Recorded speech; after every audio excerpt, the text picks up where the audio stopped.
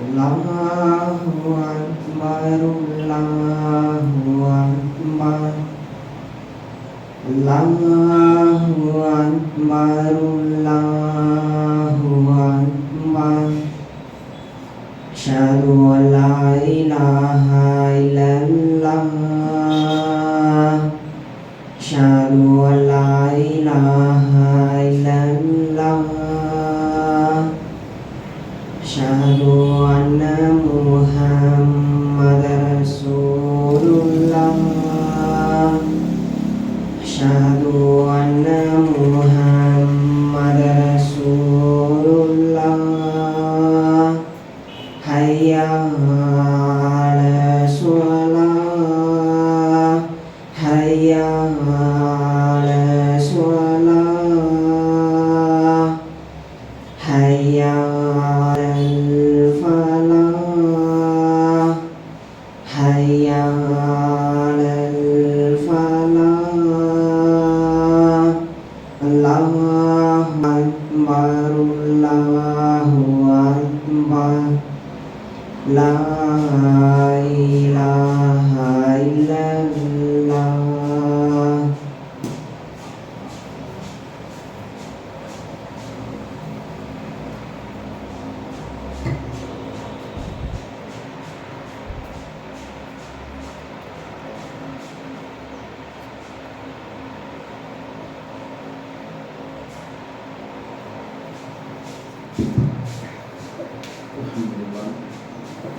إن الحمد لله نحمده ونستعينه ونستغفره ونؤمن به ونتوكل عليه ونعوذ بالله من شرور أنفسنا ومن سيئات أعمالنا من يهدي الله فلا مضل له ومن يضلل فلا هادي له ونشهد أن لا إله إلا الله وحده لا شريك له وأشهد أن محمدا عبده ورسوله أما بعد.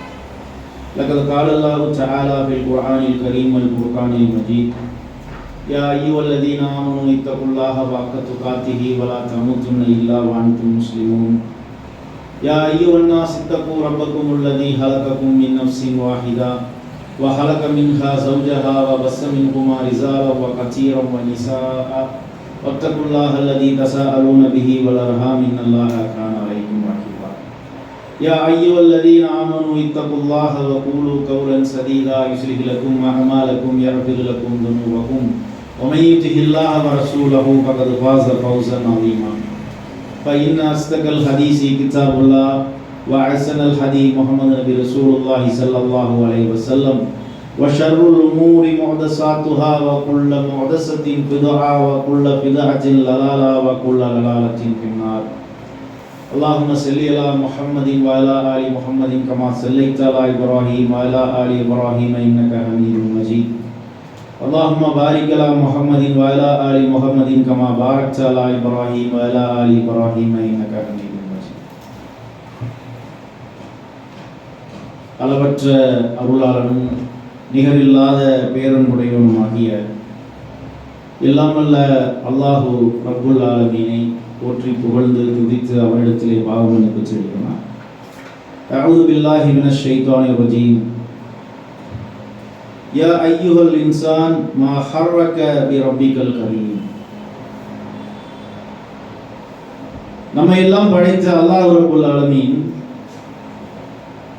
திருமறை குர்ஆனில் தான் அல்லாஹ்வாகிய ரப் எஜமான் தன்னுடைய அடிமைகள் மீது வைத்திருக்கக்கூடிய அன்பையும் பாசத்தையும் நமக்கெல்லாம் புரிய வைக்கக்கூடிய மிக ஒரு உன்னதமான ஒரு வசனம். யா அய்யுஹல் இன்சான் மா ஹர்ரக பிரப்பிக்கல் கரீம். சங்கையான உன்னுடைய ரப்பை விட்டு நீ எங்கே சென்று கொண்டிருக்கிறாய் என்று ஒவ்வொரு தனி மனிதனையும் பார்த்து அல்லாஹ் பேசக்கூடிய ஒரு வசனம். மேலும் அல்லாஹ் திருமறை குர்ஆனில் தொடர்ந்து பேசுகிறான்: குல் ஃபலில்லாஹி வ பிரஹ்மதிஹி ஃபபிதாலிக ஃபல்யஃப்ரஹு ஹுவ கைரும் மிம்மா யஜ்மஊன். அல்லாஹ்வுடைய இந்த அன்பும் அருள், இந்த அருட்கொடை என்பது ஃபபிதாலிக ஃபல்யஃப்ரஹு ஹுவ கைரும் மிம்மா யஜ்மஊன். நீங்கள் சேர்த்து வைத்திருக்கக்கூடிய அல்லாஹ் உங்களுக்கு வழங்கி இருக்கக்கூடிய எல்லா அருட்கொடைகளையும் விடவும் மிக மேலான ஒரு அருட்கொடை குல் ஃபதுலில்லாஹ், அல்லாஹ் இந்த அடிமைகள் மீது வைத்திருக்கக்கூடிய உறவு, அன்பும் பாசம். வைன் தஹிஜ்ஜு நிஅமத்தில்லாஹி லா துஸீஹா இன்னல்லாஹ லகஃபூருர் ரஹீம். அல்லாஹ் இந்த அடிமைகளுக்கு கொடுத்திருக்கக்கூடிய அருட்கொடைகளை நாம் எண்ணினால் நம்மால் எண்ணவே முடியாது. அல்லாஹ் எத்தனை அருட்கொடைகளை வழங்கி இருக்கிறான். அலம் நஜஅல் லஹு ஐனைன், பார்க்கக்கூடிய 2 கண்களை தரவில்லையா? பேசக்கூடிய நாவை தரவில்லையா? நாம் அணிவதற்கு ஆடையை தரவில்லையா? இருப்பதற்கு ஒரு இருப்பிடத்தை தரவில்லையா? உண்பதற்கு உணவு, பருகுவதற்கு பானம், செல்வதற்கு வாகனம், எதை அல்லாஹ் நமக்கு தரவில்லை? இப்படி ஒரு பட்டியல் போட்டால் அது நீண்டு கொண்டே இருக்கும், வாழ்நாள் முழுவதும் எண்ணவே முடியாது. ஆனால் அல்லாஹ் பேசுகிறான், குல் ஃபதுலில்லாஹி வ பிரஹ்மத்திஹி. இந்த எல்லா அருட்கொடையை விடவும் மேலானது எஜமானாகிய இந்த ரப்புல் ஆலமீன் தன்னுடைய அடிமைகள் மீது வைத்திருக்கக்கூடிய அந்த உறவு.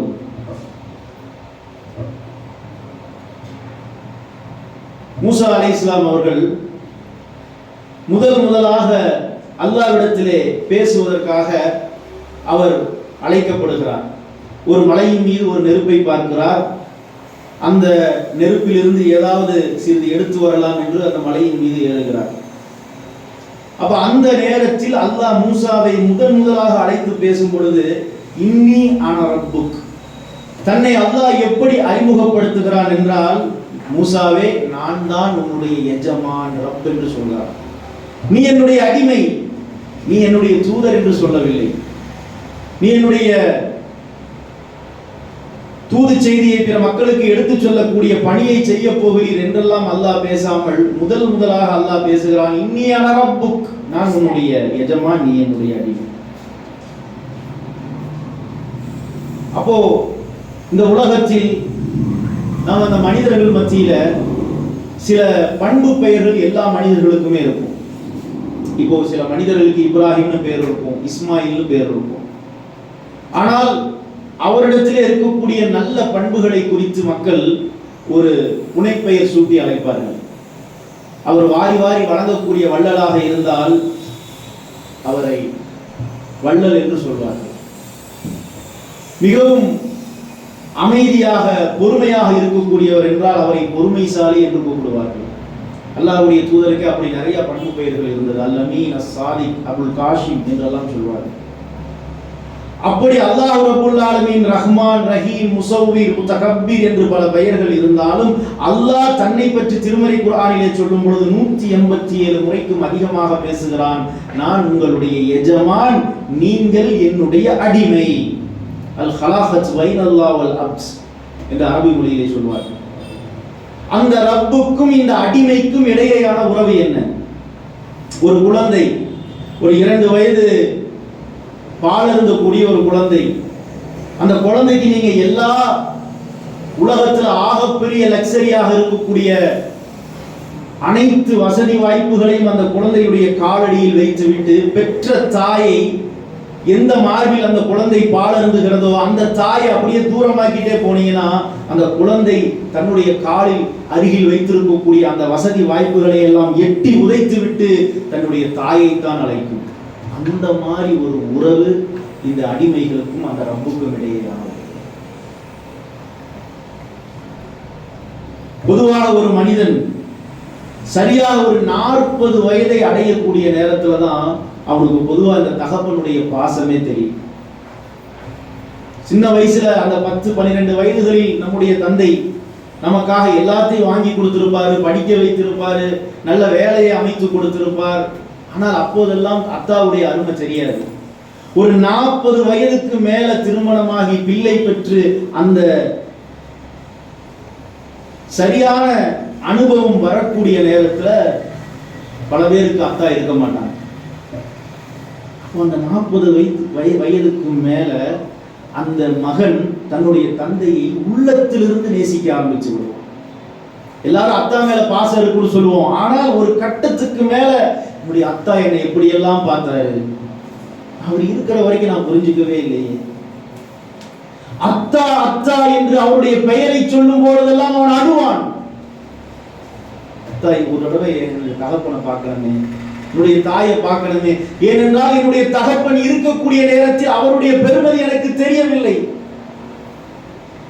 என்று உள்ளத்தில் இருந்து ஒரு மகன் தன்னுடைய தந்தையை நேசிக்கக்கூடிய அந்த நேரம் எப்படி ஒருவனுக்கு வருகிறதோ, அதை போல ரப்பை பற்றி, படைத்தவனை பற்றி இந்த அடிமை அறிந்து கொண்டால் நாம் அல்லாஹ்வை எப்படி நேசிப்போனா உள்ளத்திலிருந்து நேசிக்க ஆரம்பிச்சோம்.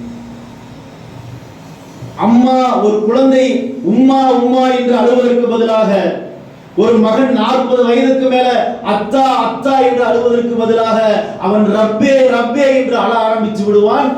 அந்த எஜமானுக்கும் இந்த அடிமைக்கும் இடையேயான உறவை நாம் புரிந்து கொண்டான். ஆனால் நம்மில் பலரும் அந்த அல்லாஹ்வுடைய அந்த மகத்துவமான தூய்மையான அந்த உறவை புரிந்து கொள்ளாமலேயே இந்த உலகத்தை விட்டு பிரிந்து விடுகிறோம். தாயை நினைத்து அழுகிறோம். எத்தனை முறை அழுதுருப்போம் உம்மாவை நினைச்சு. உம்மாவுக்கு ஒரு உடம்பு சரியில்லைன்னா அழுவோம். அத்தா மௌத்தாயி 10 ஆண்டுகள் கடந்திருக்கும். இன்னைக்கு அத்தாவுடைய ஞாபகம் இந்த ஜும்மாவுல வந்து அழுவோம். ஆனால் அல்லாஹ்வை நினைச்சு அந்த மாதிரி அழுதுருக்கிறோமா? ஏனென்றால் அந்த எஜமானனுக்கும் இந்த அடிமைக்கும் இடையேயான உறவு என்ன என்பதை இந்த அடிமைக்கு புரியல. அல்லாஹ்வுடைய தூதருடைய காலத்துல, ஐயாமுல் ஜாஹிலியாவுடைய காலத்துல அடிமைகள் எஜமானர்கள் இருந்தார்கள். ஒரு மனுஷனை சந்தையில போய் விற்பாங்க. ஆடு மாடு வாங்குற மாதிரி ஒரு அடிமையை போய் வாங்கிட்டு வருவாங்க. பிலால் இப்னு ரபாஹா ரலியல்லாஹு அன்ஹு அவர்கள் உமையா பின் கலஃப் என்பவரிடத்திலே அடிமையாக இருந்தார். அப்ப அந்த பிலால் ரலியல்லாஹு அன்ஹு அவர்கள் எப்படியெல்லாம் சித்திரவதை செய்யப்பட்டார்கள். அந்த அடிமைக்கு ஆன்மா இல்லை என்று சொன்னார்கள். அன்றைய காலகட்டத்தில் அந்த அடிமை கல்யாணம் பண்ண முடியாது, குடும்பத்தோடு வாழ முடியாது. அந்த எஜமான் காலையில் 5 மணியிலிருந்து இரவு 12 மணி வரையும் வேலை வாங்கி கொண்டு ஒரே ஒரு வேளை உணவு போட்டாலும் பேசாம சாப்பிடணும். அது கெட்டு போன சாப்பாடா இருந்தாலும் பேசாம சாப்பிடணும். ஓவர் டைம் எல்லாம் கேட்க முடியாது. 8 மணி நேரம் முடிஞ்சிருச்சு, எனக்கு ஓவர் டைம் கொடுங்க, கேட்க முடியாது.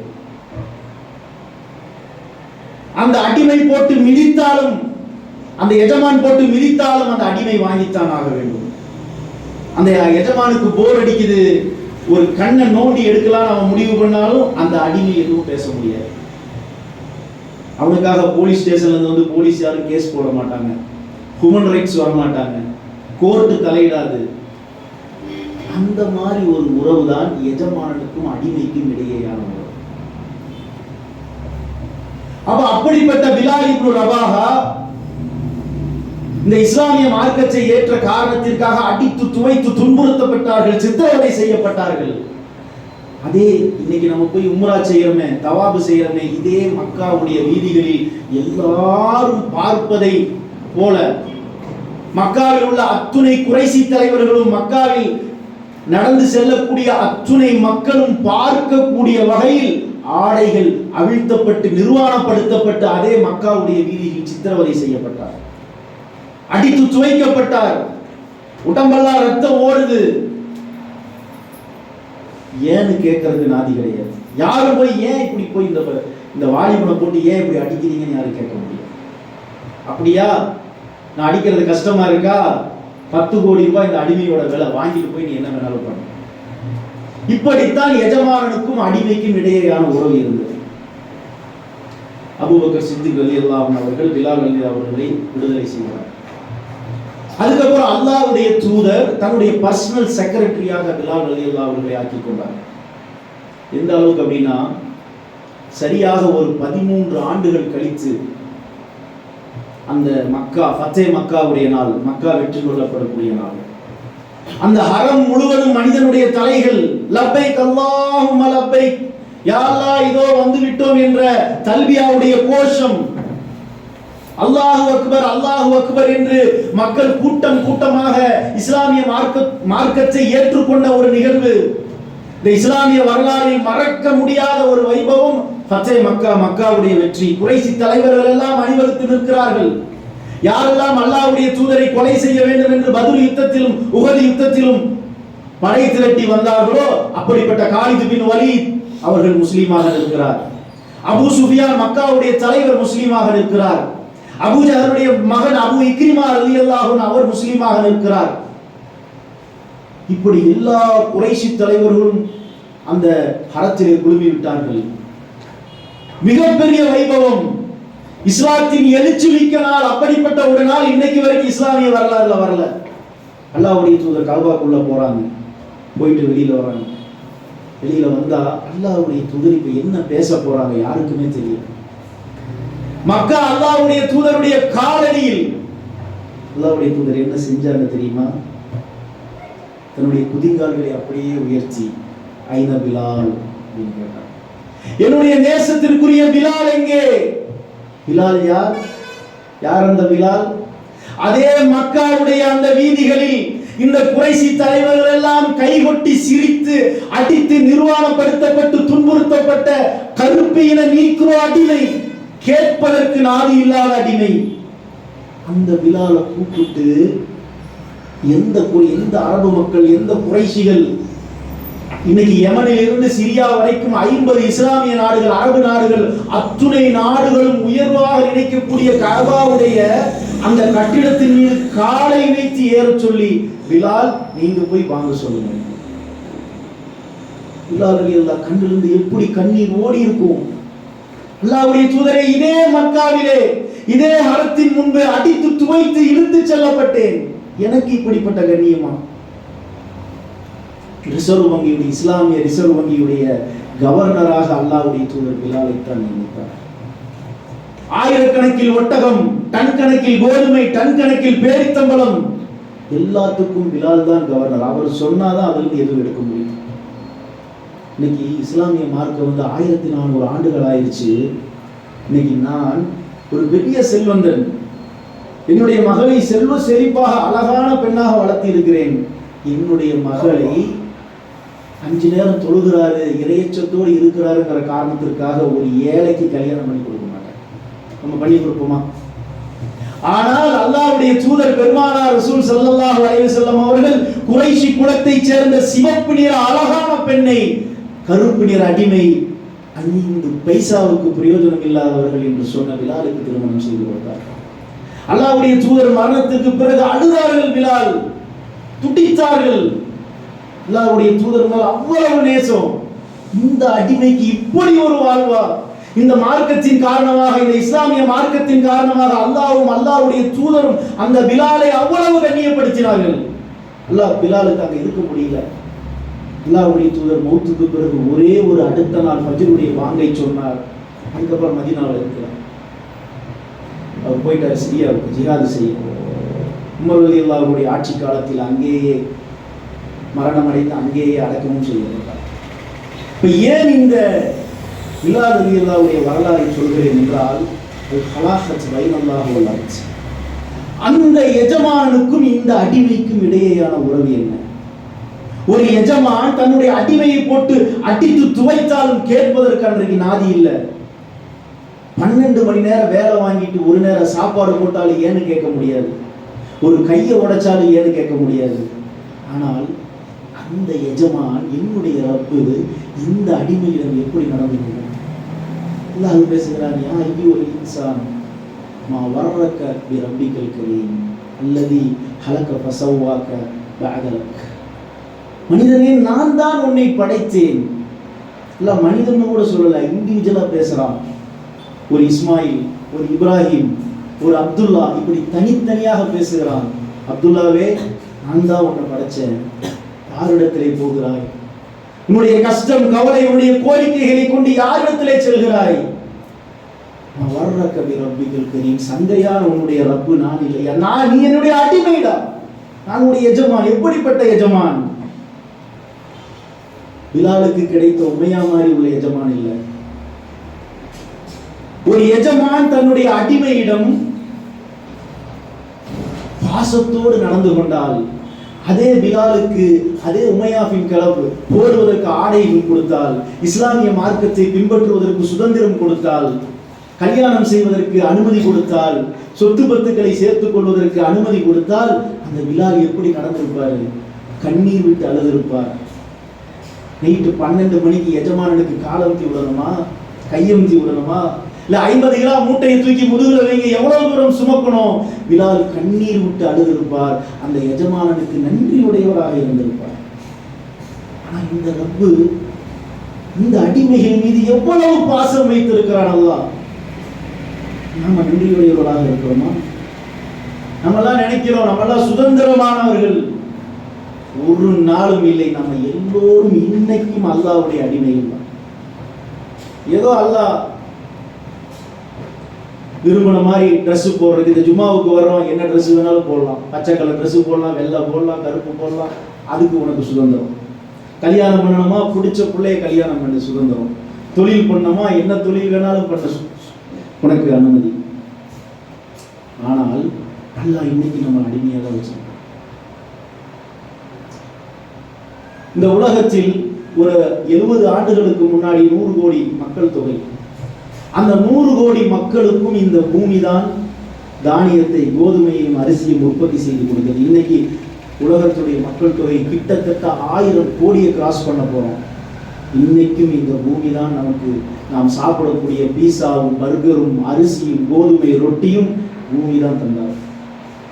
அமெரிக்கா எந்த இண்டஸ்ட்ரியல் ரெவல்யூஷனரியை செய்தாலும், ஜெர்மனி என்ன மாடர்ன் டெக்னாலஜியை கிரியேட் செய்தாலும், சைனா எவ்வளவு மாஸ் ப்ரொடக்ஷன் செய்தாலும், நாம் சாப்பிடக்கூடிய கோதுமை மாவும் அரிசியும் இந்த பூமி தான் நமக்கு தந்தாங்க. இந்த பூமி தர மாட்டேன்னு சொன்னா என்ன டெக்னாலஜி இருந்தாலும் எல்லாரும் பட்டினி தான் கிடக்கும். நீங்க வேணா சாட் ஜிபிடி, இன்னைக்கு எல்லாமே ஆர்டிஃபிஷியல் இன்டெலிஜென்ஸ், சாட் ஜிபிடியில் போடுங்க, டீப் சீக்ல போடுங்க, வெலக்ஷான்ல போடுங்க, ஜெமினியில் போடுங்க. இன்னைக்கு 5 மணிக்கு மதுக்கரையில் மழை வருமானு கேளுங்க, சாட் ஜிபிடியை திணறும். இன்னைக்கு வரைக்கும் யாருக்கும் எப்போது எங்கு எந்த நேரத்தில் மழை வரும்னு எந்த சாட் ஜிபிடினாலும் சொல்ல முடியாது. அதே சாட் ஜிபிடியில் மறுபடியும் கேளுங்க, அப்ப குர்ஆன்ல நுஸில் ஹைஸ், மலையை இறக்குவது என்னுடைய அதிகாரம் என்று அல்லாஹ் சொல்வதாக குர்ஆன் பேசுகிறதே, அப்போது குர்ஆன் இறை வேதமா? சாட் ஜிபிடி உடனே சொல்லும், ஆமா குர்ஆன் இறை வேதம். அப்ப அல்லாஹ் இன்னைக்கு நம்மை அடிமையாகத்தான் வைத்திருக்கிறான். அவன் மலையை நிறுத்தி விட்டால் நமக்கு சாப்பிடுவதற்கு சாப்பாடு இல்லை. இன்னைக்கு யாரெல்லாம் காலையில ஃபஜ்ர் தொழுகலையோ அவங்களுக்கெல்லாம் இன்னைக்கு காலையில டிஃபன் இல்லை என்று அல்லாஹ் ஒரு முடிவு செய்தால் எத்துணை நபர்கள் இன்னைக்கு இந்த உலகத்துல பட்டினியோடு காலையை கழிச்சிருப்போம். யாரெல்லாம் ஜும்மாவுக்கு தாமதமாக வந்தீர்களோ அவங்களுக்கெல்லாம் இன்னைக்கு லஞ்ச் கிடையாதுப்பா, இன்னைக்கு ஒரு நாள், இந்த ஒரு வாரம் மட்டும் கட்டுன்னு அல்லாஹ் ஒரு முடிவு செய்தா எத்துணை பேர் இன்னைக்கு ஜும்மாவுல பட்டினி கிடப்போம். நல்லா அப்படி நடந்துக்கிட்டானா நம்முடைய எஜமான்? காலையில் நான் ஃபஜ்ர் தொழுகிறதான், ஆனா சுட சுட காலையில் எந்திரிச்சு டீ குடிச்சேன், சூடா இட்லி சாப்பிட்டேன், அல்லாஹ் கொடுத்தானே என்னுடைய எஜமான். அவன் இரக்கமான ரப்பு இல்லையா? ஜும்மாவுக்கு தாமதமாகத்தான் வந்தேன், ஆனால் ஜும்மா முடிஞ்சு வீட்டுக்கு போனா சுவையான உணவு ஒரு குடி குடிப்பேன், அல்லாஹ் தந்துட்டானே. அவன் இரக்கமானவன் இல்லையா? அந்த எஜமானனுக்கு இந்த அடிமைகள் நன்றியுடையவராக இருக்கிறோமா? அப்போ அந்த அடிமைக்கும் அந்த எஜமானனுக்கும் இந்த அடிமைக்கும் என்ன உறவு?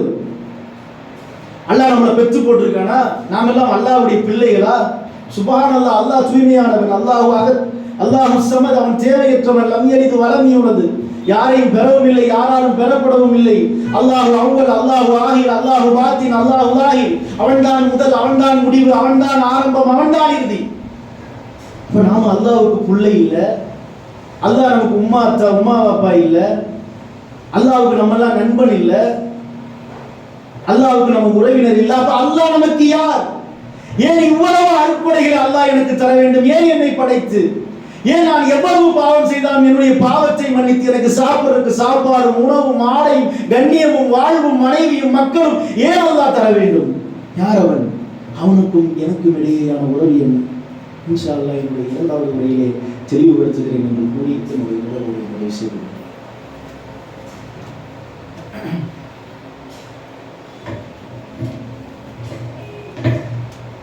அல்ஹம்துலில்லாஹ். أعوذ بالله من الشيطان الرجيم. الذين يذكرون الله قياما وقعودا وعلى جنوبهم. சூரா ஆல் இம்ரானுடைய கடைசி 10 வசனங்கள். இந்த வசனத்தை நம்முடைய தூதர் பெருமானார் ஸல்லல்லாஹு அலைஹி வஸல்லம் அவர்களுக்கு அல்லாஹ் ஒரு இரவில் இறக்கினார். அது எப்படிப்பட்ட இரவு என்றால், அல்லாஹ்வுடைய தூதருக்கு 10க்கும் மேற்பட்ட மனைவிமார்கள். அதில் அல்லாஹ்வுடைய தூதர் பர்டிகுலரா ரொம்ப நேசிச்ச ஒரு மனைவி யாருன்னா ஆயிஷா ரலியல்லாஹு அன்ஹா. அல்லாஹ்வுடைய தூதருக்கு ஆயிஷா உம்மானா ரொம்ப பிடிக்கும். ஆயிஷா உம்மாவுக்கும் அல்லாஹ்வுடைய தூதர் மேல அளவு கடந்த தன்னுடைய கணவர் மீது காதல், பாசம். எந்த அளவுக்குன்னா அவங்களுடைய மடியில தான் அல்லாஹ்வுடைய தூதருடைய ரூஹையே அல்லாஹ் எடுத்தான். அப்படிப்பட்ட ஒரு இரவு ஆயிஷா ரலியல்லாஹு அன்ஹாவுடைய வீட்டுல தங்க வேண்டிய ஒரு இரவு.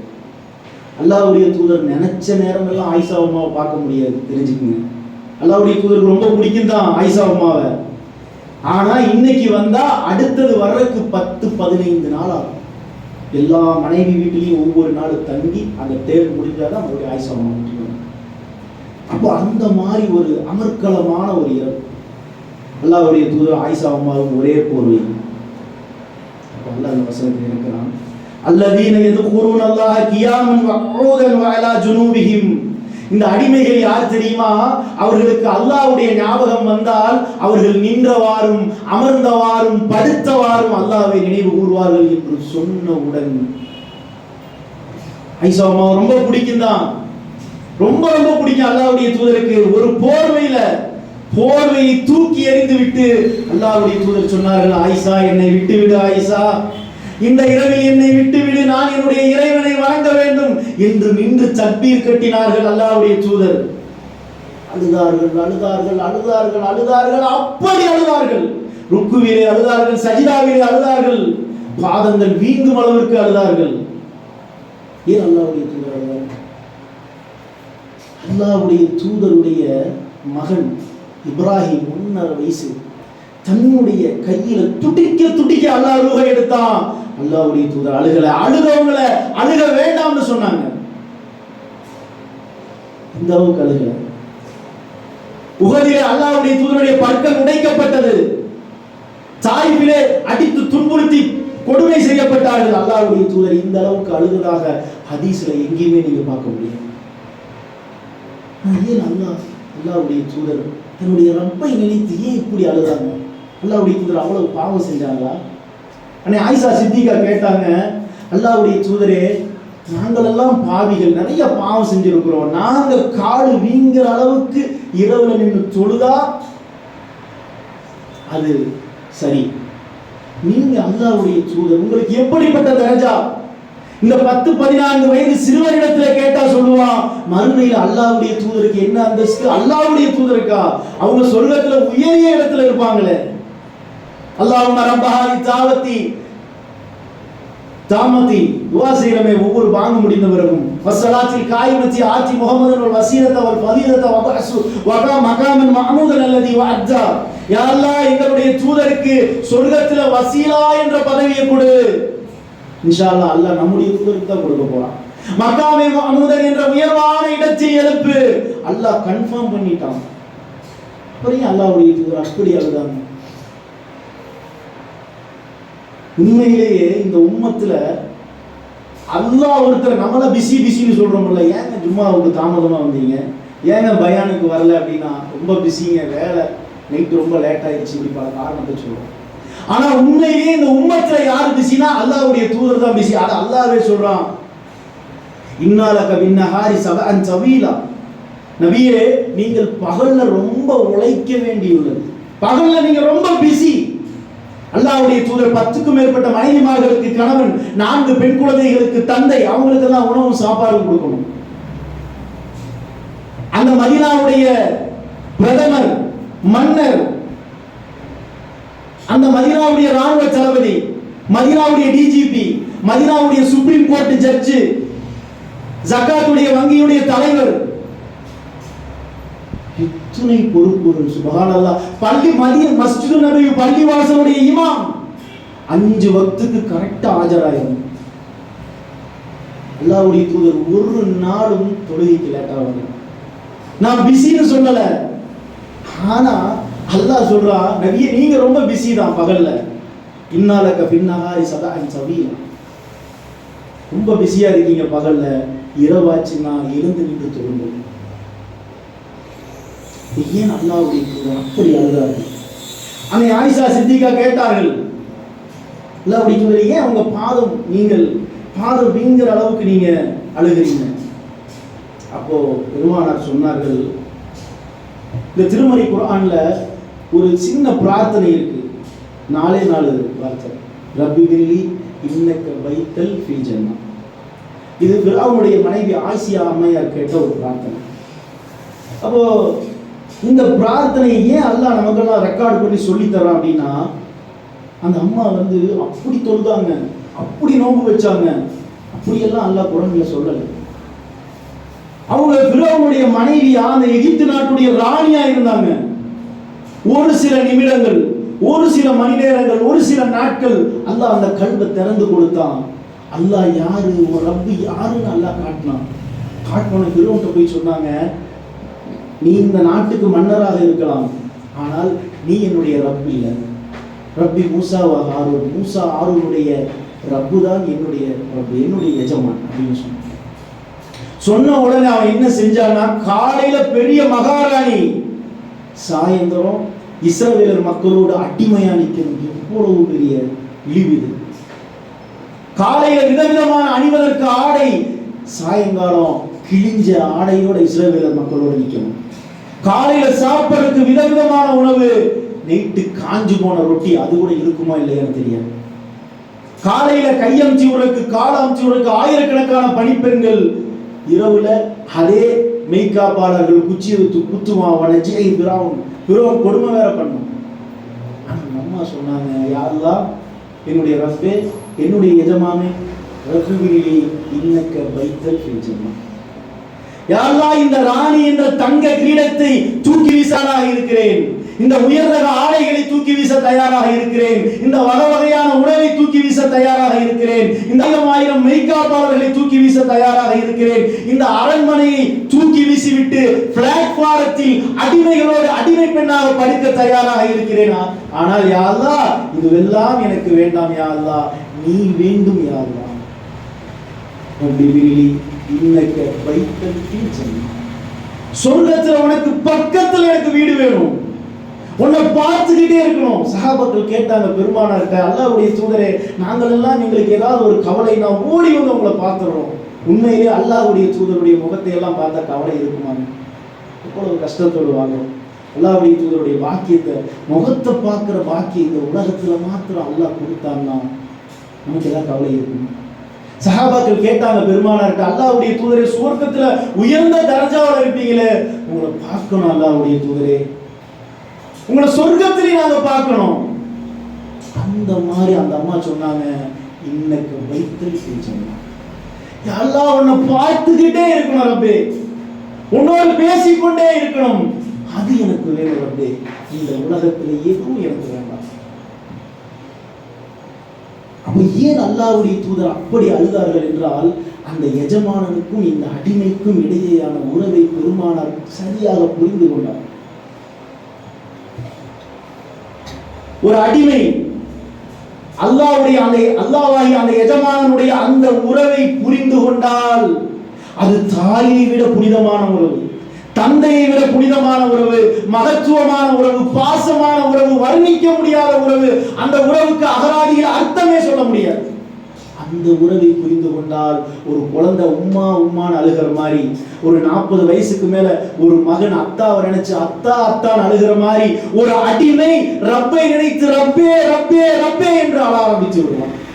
ஆயிஷா சித்திகா சொன்னாங்க, அஃபலா அகூன அபுதன் ஷக்கூரா. அல்லாஹ்வுடைய தூதர் என்ன பதில சொன்னாங்க அப்படின்னா, நான் அல்லாஹ்வுடைய அடிமை. அல்லாஹ்வுடைய தூதருக்கு ரொம்ப பிடிச்ச பெயர் அபுல் காஷிம்னு சொன்னாங்க, அல் அமீன்னு சொன்னாங்க, அஸ்ஸாதிக்னு சொன்னாங்க. ஆனால் பெருமானார் சொன்னார்கள், என்னை அல்லாஹ்வுடைய அடிமை என்று சொல்லுங்கள், நான் அல்லாஹ்வுடைய அப்து எல்லாரும் என்னை கூப்பிடணும்னு சொன்னாங்க. ஏன்னா பெருமானார் அல்லாஹ் அந்த ரப்புக்கும் இந்த அடிமைக்கும் இடையேயான உறவு என்பதை சரியாக புரிந்து கொண்டார். அஃபலா அகூன அபுதன் ஷக்கூரா. நான் என்னுடைய இறைவனுக்கு நன்றியுள்ள அடியானாக இருக்க வேண்டும். தவக்கல்னு ஒரு பாடம் இருக்கு, போய் படிங்க. இன்ஷா அல்லாஹ் வாய்ப்பு கிடைச்சா பேச செய்தியை சொல்லி முடிச்சுக்கிறேன். இப்போ நான் ரோட்டில் நடந்து போகிறேன், செல்ஃபோன் பேசிகிட்டே போகிறேன், இந்த மைக்கில் ரோட்டை கிராஸ் பண்ணுறேன்.